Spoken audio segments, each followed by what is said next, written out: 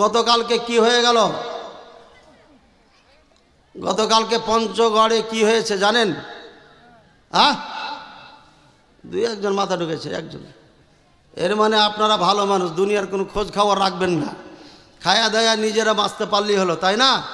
Jail হাজত খাটবে, যুদ্ধ জেহাদ করবে, যা করবে মুলবিরা করবে, আমাদের দরকার নাই। ভাইয়ের আমার, পঞ্চগড়ে এবার মাহফিলে গেছিলাম, এর আগে কখনো ডেট দিনই, দুরন্ত অনেক দূরত্বে, এই জন্যই একটা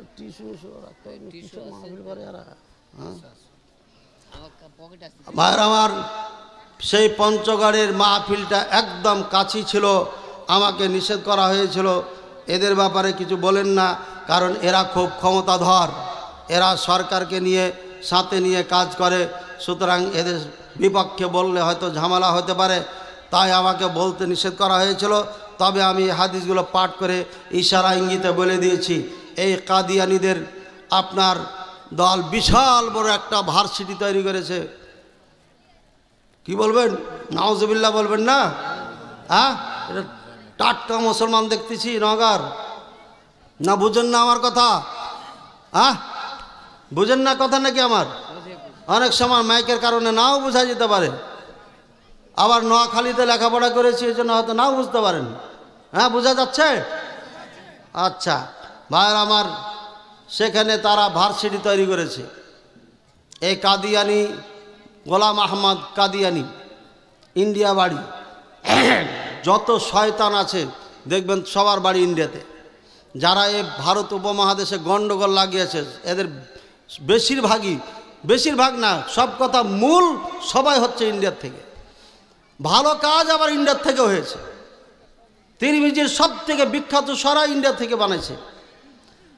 পৃথিবীর সব থেকে সেরা ইতিহাসের কিতাব রাসূলুল্লাহ সাল্লাল্লাহু আলাইহি ওয়াসাল্লামের জীবন চরিত্র, সেটাও আপনার ইন্ডিয়ার থেকে লাগা হয়েছে। এক কথায় ইন্ডিয়ার খিদমতও ইসলামের যেমন আপনার অতুলনীয়, শয়তানে ভরাও অতুলনীয়। এটা এমন একটা দেশ, এখানে শয়তানেরও ভরপুর আছে, ভালো ভরপুর আছে। আল্লাহ বুঝার তৌফিক দান করুন। এই গোলাম আহমদ কাদিয়ানি আপনার নিজকে নবী দাবি করেছিল, নবী দাবি করেছিল। এবার বলেন, নবী দাবি করলে পারে কি মুসলমান কেউ থাকবে? তাহলে গোলাম আহমদ কাদিয়ানি মুসলমান না কাফের? তারপরে বাংলাদেশের কিছু বোকা মুসলমান তাকে নবী হিসাবে মেনে আপনার তাকে মেনে নাই, আর বলে যে আপনার কি জানে নবী হিসাবে মেনে নিয়ে তার অনুসারী হতে হতে গোটা পঞ্চগড়কে তারা দখল করে ফেলেছে, গ্রাস করে ফেলেছে, ভয়ঙ্করভাবে গ্রাস করে ফেলেছে। তাদের বড় একটা জনসভা ছিল, সেখানে আপনার আন্দোলন করে জনসভা স্থগিত করা হয়েছে। তবে পুলিশের গুলিতে দুইজনে প্রাণ গেল। রাসূলুল্লাহ সাল্লাল্লাহু আলাইহি ওয়াসাল্লাম বললেন, আনা খাতামুন নবিয়্যিন, আমি হচ্ছি শেষ নবী, আমার পরে কোনো নবী আসবে না। আর কিয়ামতের আগে আগে 30 জন মিথ্যুক দাজ্জাল কাজ্জাব বের হবে, প্রত্যেকে নবী দাবি করবে। এদের লিস্ট আমার কাছে আছে। সব শেষ যে নবী দাবি করেছিল সে হচ্ছে গোলাম আহমদ কাদিয়ানি, টাটকা সাচ্চা একদম নিখুঁত কাফের। এই কাফেরের দলভুক্ত যারা, তাদেরকে সরকার কাফের ঘোষণা করতে এত দরদ লাগছে কেন? এই সরকার কি নিজে মুসলমান নয়? কেন তাদেরকে কাফের ঘোষণা করা হচ্ছে না? সব জায়গার থেকে আহ্বান জানানো হচ্ছে যে এরা কাফের ঘোষণা করা হোক। বাংলাদেশের এমন কোনো আলেম নাই, এমন কোনো সংগঠন নাই, এমন কোনো মসজিদের মেম্বার নাই যেই মেম্বার থেকে তাদেরকে কাফের ঘোষণা করা হয় নাই। কোরআন সুন্নাহকে স্পষ্ট কাদিয়ানিরা কাফের। সুতরাং সরকারকে আহ্বান জানাবো, অতি শীঘ্রই তাদেরকে কাফের সরকারিভাবে ঘোষণা করা হোক। তাদের আইডি কার্ডে কাফের লেখা হোক, তাদেরকে মুসলমান জেনে না লেখে। আমরা এই স্বীকৃতি আপনাদের থেকে চাই। আর যদি এটা না দেন, যতগুলো প্রাণ যাবে আপনাদের এই গুলি দিয়ে অন্যায় করে যে মানুষকে মেরে ফেলেছেন, এর জন্য কিয়ামতের ময়দানে আল্লাহর কাঠগড়ায় দাঁড়িয়ে বিচারের সম্মুখীন হতে হবে, এতে কোনো সন্দেহ নাই। এখনও সুযোগ আছে এই কাফেরদেরকে কাফের ঘোষণা দিয়ে তাদের কার্যক্রমকে বাংলার জমিনে বন্ধ করতে হবে। যদি বন্ধ না করা হয় তাহলে পারে এইভাবে ধীরে ধীরে মুসলমানকে কাফের বানিয়ে ফেলবে। এদিকে শিয়ারাও চালাচ্ছে প্রপাগান্ডা, এদিকে খ্রিস্টানেরা চালিয়ে যাচ্ছে প্রোপাগান্ডা, এদিকে হিজবুত তাওহীদ নামে আরেক শয়তান আরেক দল বের করে মুসলমানদের বিপক্ষে, আলেম ওলামাদের বিপক্ষে প্রোপাগান্ডা চালিয়ে যাচ্ছে। এদিকে হিজবুত শয়তান, এদিকে হিজবুত তাওহীদ নাম দিয়ে বসে আছে। এদেরকে আপনার এদের ব্যাপারে সরকারকে সজাগ হতে হবে, এদের ব্যাপারে সোচ্চার হতে হবে। এরাই বাংলাদেশে আপনার বিবাদ ডেকে নিয়ে আসবে। কারণ হচ্ছে এরা হচ্ছে অরিজিনাল শিয়াদের পাঁচাটা গোলাম। আজকে যদি মুসলমান আর শিয়াদের সঙ্গে যুদ্ধ সংগঠিত হয়, তাহলে এই হিজবুত শয়তান নাম দিয়েছে যারা হিজবুত তাওহীদ, তারা তাদের সঙ্গ দিবে, শিয়াদের সঙ্গ দিবে। যেমন ইরান যুদ্ধ করেছে ইরাকে, ইরাকের মুসলমানদের বিপক্ষে দাঁড়িয়েছে সমস্ত ইরাকের শিয়ারা, আর শিয়ারাই খাল খনন করে ইরানকে, আমেরিকাকে, রাশিয়াকে ডেকে নিয়ে যে মুসলমানকে হত্যা করাইছে। সিরিয়াতে একইভাবে হত্যা করেছে, ওদিকে গাদ্দাফিকে একইভাবে হত্যা করেছে। এই হত্যা লক্ষ লক্ষ মা বোনদের ইজ্জত নষ্ট করার পিছনে একটাই কারণ, সে হচ্ছে শিয়া। এ হচ্ছে ইরাকের শিয়ারা, আফগানিস্তানের শিয়ারা, আপনার ইরানের শিয়ারা, আর আপনার ওই সিরিয়ার শিয়ারা, লেবাননের শিয়ারা। সুতরাং এই শিয়াদের থেকে সাবধান থাকতে হবে। আল্লাহ পাক রব্বুল আলামিন বুঝার তৌফিক দান করুন।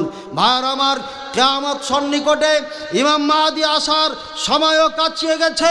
মুসলমানদেরকে ঐক্যবদ্ধ হতে হবে। মুসলমানদের কাদা ছিঁড়াছিঁড়ির সময় নয়। ইসলামী যারা দল করেন তারা ঐক্যবদ্ধ হন। ইদানিং একটা ভিডিও দেখতেছি, এক গলা ভাঙ্গা শিল্পী গান গেয়েছে, তোমাদের কালিমায় এসি রুম আর পোলাও বিরিয়ানি কোপ্তা আছে, এ আছে ও আছে বলে নানান ধরনের গান গেয়েছে। এই গলা ভাঙ্গা এই গান গেয়ে বাংলাদেশে একটা আগুন লাগিয়েছে।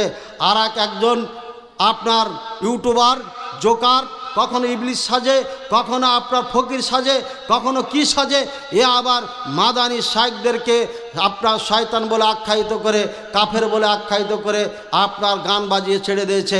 ইসলামী দল নাম দিয়েছেন, আর আলেম ওলামাদেরকে কাফের ফতোয়া দিয়ে যাচ্ছেন স্টেজে। লজ্জা শরম থাকা দরকার, বেহায়া বেশরম মুসলমান কোথাকার।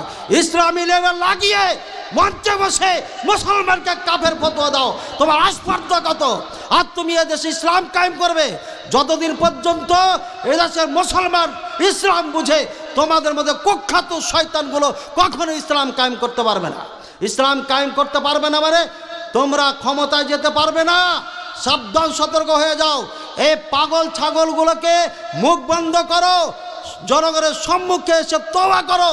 এমন গান যেন তৈরি না হয়, এমন গান যেন ইসলামী স্টেজে বসে কখনো কেউ গাইতে না পারে। এদেরকে সামলাও। আর না হলে পারে ইসলামের নাম দিয়ে ইসলামী দল চিৎকার করে বেড়াও না। এই সমস্ত ইসলামী দল নাম দিলে হয় না, নামের সাথে সাথে কাজে প্রমাণ করতে হবে। কোনো মুসলমানকে ছোট চোখে দেখা, কোনো মুসলমানকে কাফের ফতোয়া দেওয়া, এটা কাফের ছাড়া কেউ হতে পারে না। ভাইয়ের আমার, কেউ যদি কোনো মুসলমানকে কাফের ফতোয়া দেয়, ও যদি কাফের না হয় তাহলে সে নিজেই কাফের যে ফতোয়া দিবে। সুতরাং যাকে তাকে কাফের ফতোয়া দেওয়া এটা সহজ ব্যাপার নয়। আমরা ফতোয়া দিলে তাদের ব্যাপারে, তার ব্যাপারে গবেষণা করি, জানি, শুনি, বুঝি, সব ডকুমেন্টস সামনে রেখে যখন স্পষ্ট আমাদের কাছে প্রমাণ হয়ে যায়, তখনই আমরা তার নাম ধরে কাফের ফতোয়া দিতে পারি। ভাইয়েরা আমার, আয়াতুল্লাহ খমেনি শিয়া যারা, তাদেরকে আমরা কাফের বলি। কেন কাফের বলি? তারা এই কোরআনকে মানে না, বলে 30 পারা কোরআন নাই, কোরআন হচ্ছে আপনার 40 পারা। তারা বলে আবু বকর ওমর হচ্ছে পৃথিবীর সব থেকে বড় কাফের। এমনকি আয়াতুল্লাহ খমেনি লিখেছে আবু বকর ওমর ফেরাউন নমরুদ থেকে বড় কাফের বলেন, নাউজুবিল্লাহ। তারা বলে মা আয়েশা রাদিয়াল্লাহু তাআলা আনহা অপবিত্রা, যাকে আসমান থেকে আল্লাহ পবিত্রতার ঘোষণা দিয়ে কোরআনের আয়াত নাজির করেছেন, তাকে তারা অপবিত্র বলে যাচ্ছে, এখনও বইয়ে লিখে গেছে। যার কারণে শিয়াদেরকে আমরা কাফের বলি। একটা দুইটা নয়, আমার গাড়িতে বই আছে, আপনারা বইটা নিয়ে যাবেন। ইসলামী সহিহ আকীদা ও মদিনার শিশুটি, প্রত্যেকটি বাচ্চার হাতে, প্রত্যেকটি মুসলমানের হাতে থাকা দরকার এই বইটি। এই বইটি অত্যন্ত মূল্যবান, অনেক কষ্ট করে লিখেছি, কাউরি বই দেখে লেখি নাই। কোরআন সুন্নাহ এবং আগেকার এরাবিয়ান মনীষীগণ বড় বড় বিদ্বানগণ ওলামায়ে কেরাম যে বই লিখে গেছেন তাদের বই থেকে সরাসরি আরবি থেকে নকল করে এখানে বই লেখা হয়েছে। বইটা নিয়ে যাবেন, খুবই উপকারে লাগবে। অনেক মাদ্রাসায় সিলেবাস হয়েছে, আশা করি আপনাদের এখানেও মক্তব থাকলে পারে সেখানেও সিলেবাস দিবেন। বাচ্চাদের জন্য 91টি প্রশ্ন আছে, হ্যাঁ নাই আল্লাহ সম্পর্কে, রাসূলুল্লাহ সাল্লাল্লাহু আলাইহি ওয়াসাল্লাম সম্পর্কে 73টি প্রশ্ন উত্তর আছে। আল্লাহ পাক রব্বুল আলামিন কোরআনে 25 জন নামের নবীদের নাম উল্লেখ করেছেন, সে নামগুলো এখানে আছে। এভাবে আপনার অগণিত প্রশ্ন উত্তরে এই বইটি লেখা হয়েছে। আরকান ইসলাম, আরকান ঈমান, কি কি কারণে মানুষ ইসলাম থেকে বের হয়ে যাবে, কালিমার শর্ত কয়টি, কালিমার রুকুন কয়টি, কালিমার দাবি কয়টি, এবং শেষ একদম শেষে শিয়াদের ব্যাপারে কিছু হেডলাইন দেওয়া আছে। এগুলো মানুষের জানা দরকার। আল্লাহ তাআলা সবাইকে বুঝার তৌফিক দান করুন। ওয়া আখির দাওয়ানা আনিল হামদুলিল্লাহি রাব্বিল আলামিন। শেষে আপনাদের থেকে দোয়া কামনা করে আজকের আলোচনা এখানে সমাপ্তি করলাম। ও সাল্লাল্লাহু আলা নবিয়িনা মুহাম্মদ ওয়া আলা আলিহি ওয়া সাহবিহি ওয়া সাল্লাম। আসসালামু আলাইকুম ওয়া রাহমাতুল্লাহি ওয়া বারাকাতুহু।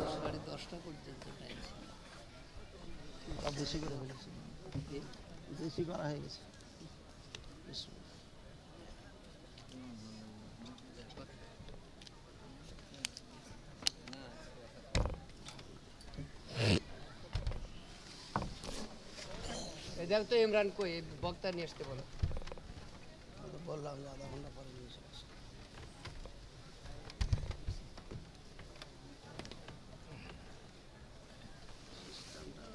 টাইমটা 10:30।